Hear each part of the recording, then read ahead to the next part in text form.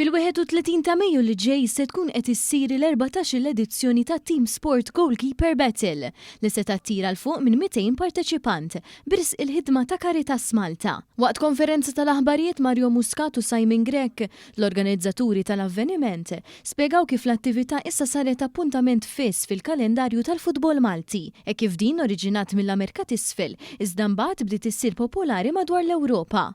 Il-goalkeepers nisa u rġiel li jistgħu jieħdu semm irid ikollhom il fuq minn 7 snin u se jkunu qed jinqasmu f'9 kategoriji. Huma spjegaw li għażlu lil Caritas għax din l-organizzazzjoni taħdem mod sħiħ bris nies fil-vizzju ta' droga.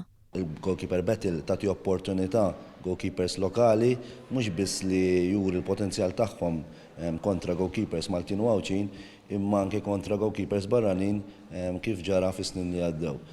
U kif qed tajjeb inti mill-profitt ta' dil-kompetizzjoni se tmur mal-Caritas. Id-direttur tal-Caritas Entingat tenna li ta' privileġġ li minn barra li din l-attività qed tassisti fl-importanza tal-isport qed tagħmel ġest nobli għas-servizzi kollha li jingħataw minnhom.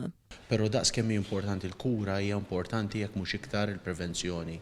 U l-isport huwa attività qawwija l-istess bħal volontarjat li dak li jkun jekk inqabad ġo dipendenza tista' tkun għajnuna biex bniedem jiggranfa ma' din l-attività li tieħ skop fil-ħajja tiegħu. U anka ovvjament min hija preventiva li bniedem jiżviluppa coping mechanisms li huma pożittivi. L-applikazzjonijiet tal min irid jieħu sehem fl-attività jibqgħu jintlaqgħu sa 23 ta' Mejju li ġej.